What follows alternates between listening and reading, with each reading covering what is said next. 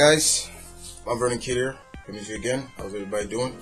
I'm back again here on DarkAvengerINCPlus. I hope everybody's well on your end. Welcome back to Hitting the Classics with the Kid. This is the third installment of this segment here on Dark Avenger Inc., and it will be officially here on DarkAvengerINCPlus, where I dig through my collection and pull out something and talk about it, in a sense.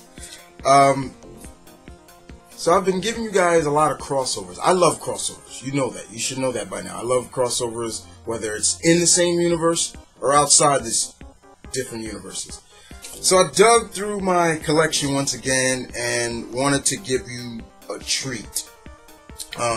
Especially for people who are fans of these franchises and characters.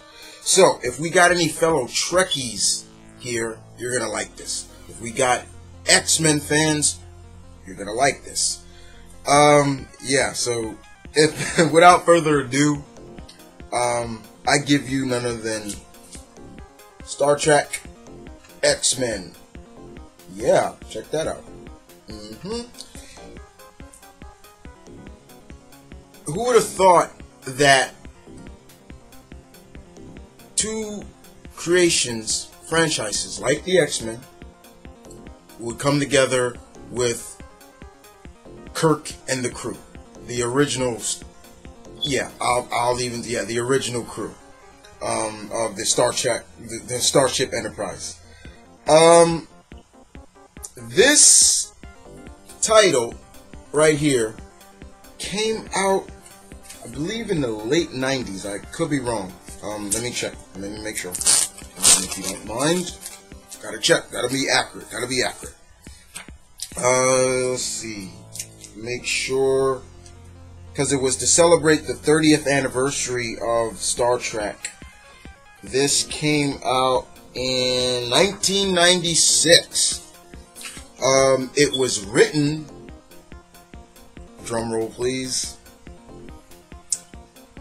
It was written by Scott Liddell. Yeah. Written by Scott Liddell. Had an all-star artist cast, actually, with a lot of my favorites artists. From Mark Silverstone, Billy Tan, Anthony Wynn, and David Finch. Each artist did artwork on different pages. So I'll get a little bit into the story, basically. Kirk and the gang, are doing their daily, going boldly where no man has gone before, space explorers, as they all, as the Starship Enterprise does. And all of a sudden, basically, a dimensional rip opens up, and a ship comes through. We don't know what ship it is, but Spock is getting some strange readings from the ship, basically. Pretty much, he's reading humanoid, humanoid signals. Lo and behold, who shows up? None other than, well, let me show you. This is beautiful artwork. None other than Booyah, Gladiator. And he comes on and tells them who he is. We all, Gladiator, I'm of the Imperial Guard, and we claim this world as, as this area as under the Shi'ar Empire, everything like that. And Kirk is like, Spock, how is he able to talk in space vacuum and everything like that? And things like that, which is really funny. And then Gladiator does the unthinkable, as you can see right here. Kirk is like, he's not really gonna punch, wham! It just hits the ship and pretty much knocks the shields off and everything. But also, lo and behold, on top of that, the ship gets some visitors of their own. The Starship gets some visitors. The Enterprise gets some visitors of their own in the form of Wolverine, and he goes back and gets back to the X-Men. they were transported on the ship when their ship nearly crashed. The X-Men team is made up of, in this book, is made up of Wolverine, Cyclops, 90s Cyclops, that's my favorite Cyclops, Gambit, Beast, Storm, and Bishop are a part of this group, this X-Men team.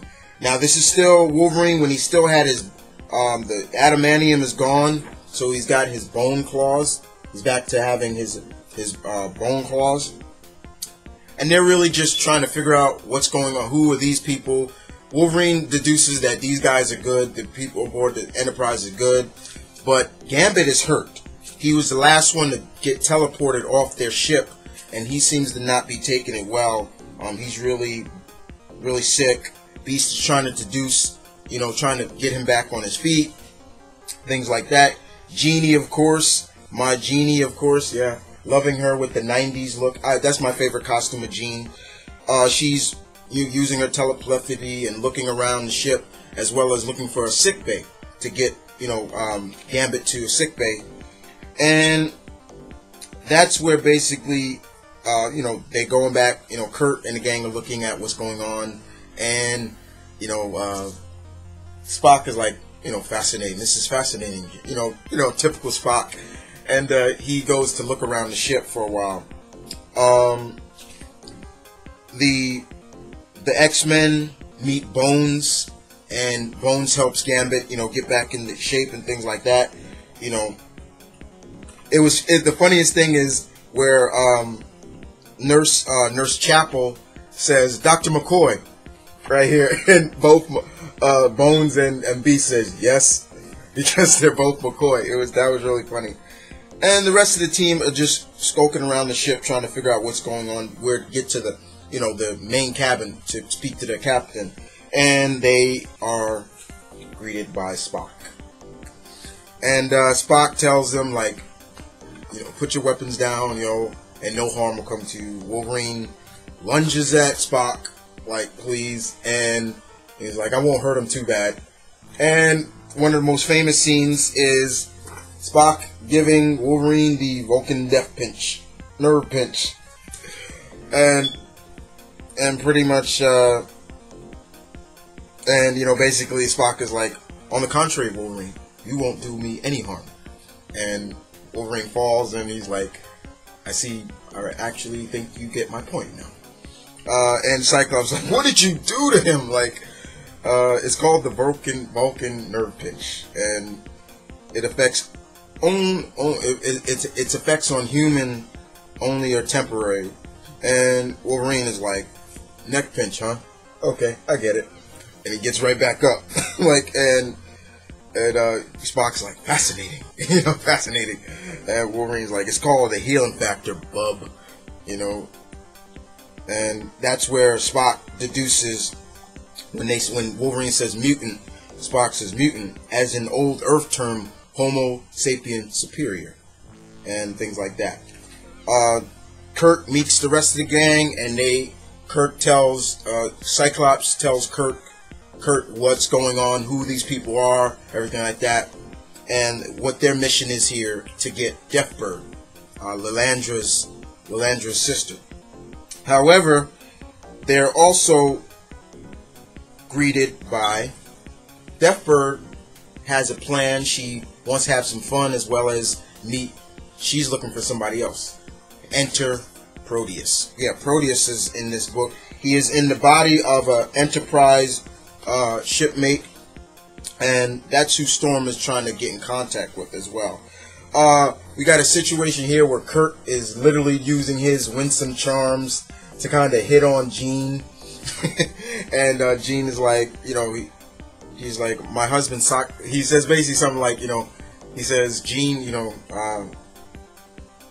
he says, not unless with your beauty, Jean Grey. And then, Jean's like, well, thank you, my husband Cyclops thinks so too. It's kind of funny.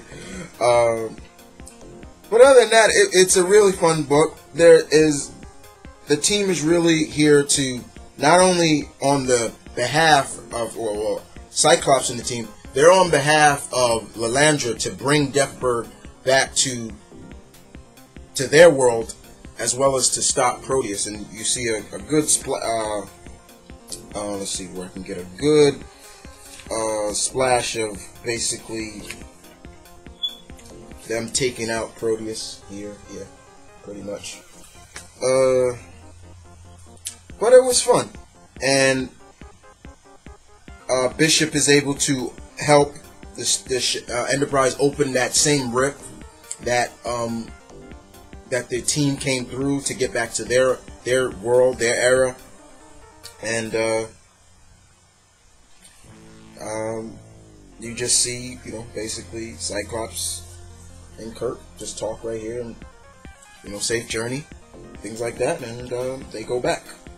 And of course, warp speed, Mr. Sulu. And they go back, which is fine. This was just a fun read. That's the basis of this. This is just a really fun read. Like I said, if you're fans of these two franchises, you're gonna love this.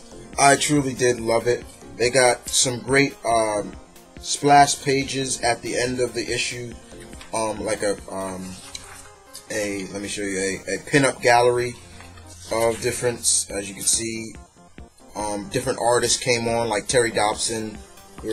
He did a splash, you know, a page, and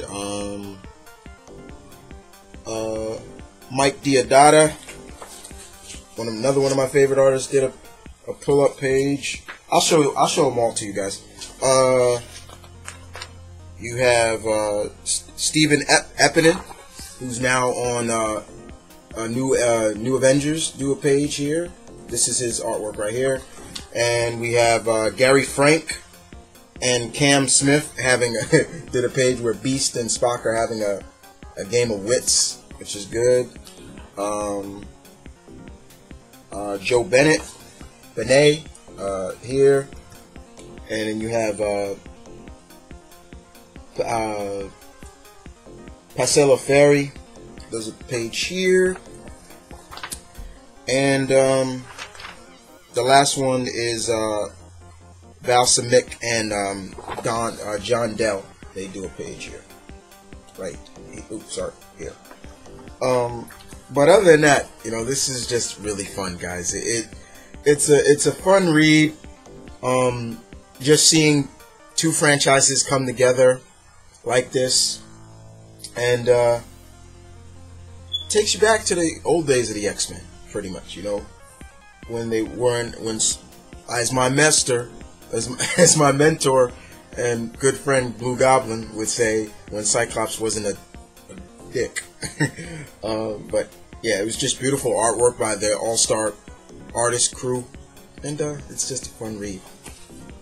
So yeah, so I hope you guys enjoyed that trip down memory lane again, hitting the classics with me. I will be back next time with another hitting the classics, but I think the next video I'll do for Dark Avenger Inc., I will be hitting you guys with another topic video this week. I'll be putting it up, I believe, Thursday, where I'll talk about something else that actually is kind of something for Cat, another fellow Dark Avenger family member. Okay? But other than that, this is Mount Vernon Kid saying peace and love, coming to you from DarkAvengerINCPlus. You guys take care, and I'll see you next time on Hitting the Classics with the Kid. You guys take care.